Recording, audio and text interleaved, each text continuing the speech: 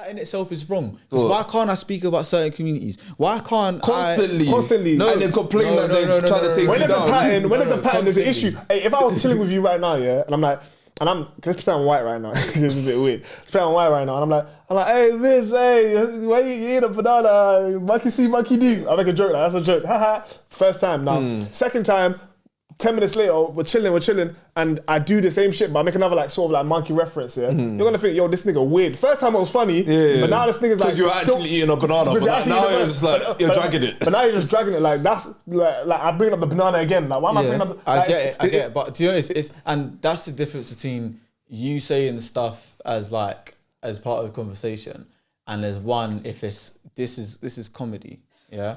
And I feel like when it comes to things that's like, when it's a thing of art in the sense where it's comedy, and you're gonna have to let me land this one as well, because I need to say it in a specific way. But when it comes to things such as comedy, I think people need to not be as sensitive as they usually are when it's things that are in conversation or things that are relayed to you in a manner that is not supposed to be humorous or a manner that isn't supposed to be comedic or any sort of whimsical nature to it. Because if, for example, if you take what Dave Chappelle was saying about LGBTQ people in the first special, if you say stuff like that in conversation, people might look at you like, even if he has a point, that's kind of weird.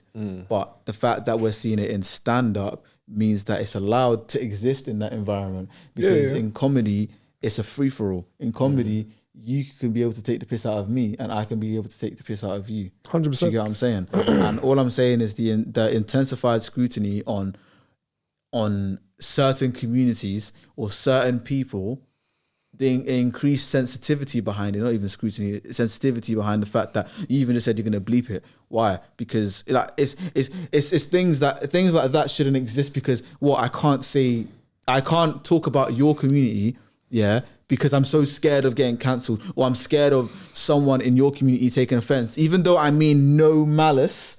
There's no malice with what I'm saying. There's no intent to cause anything other than just either humor, jest, or we're just speaking in conversation. That is when I have a problem with it, because it makes no sense. I should be able to describe someone and say, it's a Jewish person, and there be no negative connotation. But at the same time, we're putting clips out, we're putting whole podcasts out. It just takes one person to clip it up, make us sound anti-Semitic, and then you're done. So obviously I hear what you're saying, but we know like statistics, like we know like a lot of people are gonna watch, like we're speaking about this 53 minutes in. A lot of people are gonna sit through this whole conversation from where we started from to now and be like, he's not really trying to be anti-Semitic. They're just gonna take that clip. Maybe Twitter might do a minute-long clip. Watch that and be like, nah.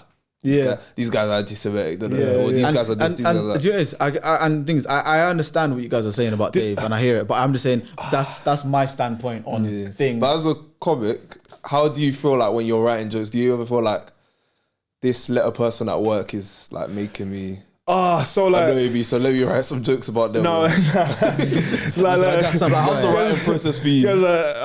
It's crazy because I've only been doing like comedy a month and a bit now, and I've done like around 5 shows, like nothing crazy, which is good. That's good. Which is decent. Very good. And I got like 3 more next week, so I'm just gonna try that, bang them out.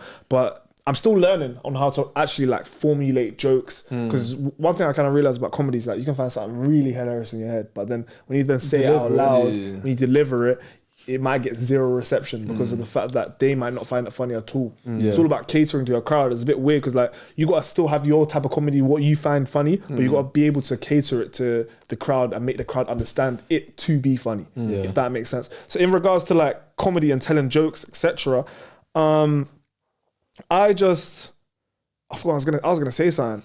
Like, in terms of writing jokes, like what inspires you to write jokes? Like I have a messed up mind in general. Obviously, from watching this footage or listening to this, I can testify to that fact. To be fair, this is like you haven't said anything too bad. I haven't said anything crazy. I know because like do you know what I feel like? I feel like from the last podcast, I've really like matured as an individual. So I kind of like. Did we say anything? I don't think I did. I don't think I did. But watch it back. But I'm very like I'm still myself. I'm very authentic, but at the same time, I'm just very aware of when to speak and when not to speak. Like when to say dumb shit and when not to say dumb shit. But it's like with comedy, it's a bit different because you can tell jokes and you can write jokes, etc. But you can say whatever you want, which is amazing. Like, but offensive is offensive. That's one thing I kind of realized. If it's offensive. And it's not funny, it's just offensive. Exactly, that's what I'm saying. What I mean? So like, you can say offensive stuff, but it has to be funny. And it has to be in relation to your character as well. Be in relation, that's the thing but that's one thing I don't like. I'm not saying that's one thing I don't like about comedy. That's like, one thing I kind of don't like. It's very easy to get laughs by taking the piss out of yourself. Yeah. And I don't like doing that because I'm not saying I have an ego or anything, but I'm saying like degrade yourself. I don't want to degrade myself to this crowd. I like the crowd. I like everyone. I meet so many comics. I love everyone. But a very easy way to get laughs is obviously like tell jokes about yourself and how you look and etc. And I'm still very new. I still bomb, go on stage, tell jokes that I think is hilarious and do terrible. You know what I mean? Sometimes I do well. You know, it really depends on the jokes, etc. The delivery, there's a lot to it. But in regards to telling jokes, I really like to tell jokes about other people, other things I see, controversial opinions, etc. Is it like crowd control? Crowd control, yeah. But crowd work, I'm still learning crowd. Crowd work is difficult. Crowd work is cool. When I see you lot did your thing, right? How's the crowd work? Because I actually bought a ticket. It was our brethren's. Like so, like obviously we invited other friends and like family and stuff. So it was like people who kind of get our banner. So what I'm trying to ask you, like, how is it? When a bunch of Karens, a bunch of white people, a bunch of like, just a whole different community. Strangers. Bro, it's. Do you like sometimes spend time in that community just to understand? Because I think that's what Cat Williams said. Like if he goes to another city, he tries to spend time in that city before. Yeah, like do you know what it is? I try to obviously go to shows. Like I try to go to shows and actually like watch like the crowd, watch what makes the crowd laugh, etc. But UK comedy is a bit difficult from an individual that I watch a lot of US comedy. So it's like UK comedy is a bit different, you know what I mean? Because what's the differences you would say? The difference is of course that you I don't know, it's a bit weird. So like if I was to tell jokes about, I don't know, sniffing, they may find that hilarious because a lot of them relate to sniffing. I don't sniff, so I can't really make a joke like that.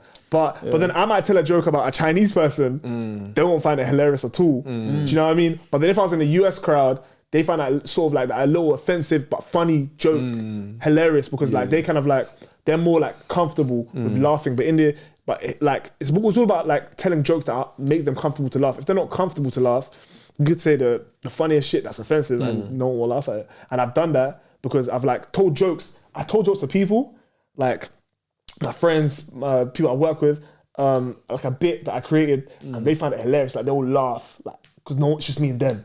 It's just me and you. They will laugh. Crowd setting. But when I'm in a crowd, when I now tell a joke to the crowd, it's like people are, some people will laugh. Like there was one guy, I loved it, man. I told one joke and it was a bit of a messed up joke and he was at the very front and he was laughing like, everyone else around him was silent, but he found it hilarious. He didn't care. Do you know what I mean? But then I feel like, and then I hear a few chuckles and stuff, but that's because people are kind of, maybe I'm very shit, or maybe people are scared to laugh. It's like, it's one of the two. Do you know what I mean? Or as in like, if everyone else isn't laughing, I'm not going to laugh, but you could tell that person found it funny. Yeah, like I can tell some people find it funny, and I can tell some people are scared to laugh. Yeah, because maybe they're with their partner and they want to laugh. Do you know what I mean? Then they laugh and then they get... Because your comedy kind of shows what type of person you are. Yeah, for sure. Sorry. No, I was going to say, because then if you laugh, you get questions that are like, I don't know, why were you laughing at it? Yeah, especially if it's like a cheating like, you're there, you're on the drive home, and it's very quiet. Like, I just found it funny, like, how did you relate to that? They'll be like, so you think cheating's funny, yeah? Yeah, you know what I mean? Cool. Yeah, like you know what happened with my parents, man? They got cheated, they would like find stuff offensive, and then they would like, do you know what I mean? So the people, some people are scared to laugh, but at the same time, that's the thing about being a comic. One thing I've realized about being a comic in general, I can't blame anyone. I just got to blame myself and take accountability for it. If no one laughs, it's not their fault, and it's 100% going to be my fault, because then it's like, maybe I didn't deliver it properly. Maybe the syntax with the words and the joke, because it's like writing a song. So you got to make it. You got to deliver it in a way that it sets up the setting, has a good setup. What's the structure good for it? Just set up punchline. Set up punchline. Set up punchline. So like, if I say a joke, set up punchline. So I don't know. I love that one. But What's he say? But if I say set a punchline, if I say set a punchline, yeah, I'll be like, there's certain things I can't do as a tall black man, like going on late night runs. You know what I mean? Like sometimes I go on a late night run and there's people in front of me that think I'm gonna rob them. You know what I'm saying? Despite this, I still go on these runs because if I don't, how else will I feed my family?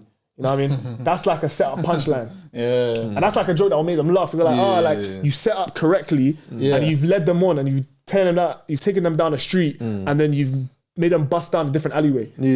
Complete, because they thought they were going here, but they weren't going there. Like but now they know that, cool, yeah, this guy robs people. You know what I mean? So it's like stuff like that. That's the way you got to tell jokes. And it's like, it's fun because I find writing fun because you might have that like eureka moment where you're like, oh, this is hilarious. And then you say it a few times, and then it's like, and then you realize, damn, like you say it to a few people and you realize, guess what, it wasn't even that funny. Like, it was cool, but it was cool.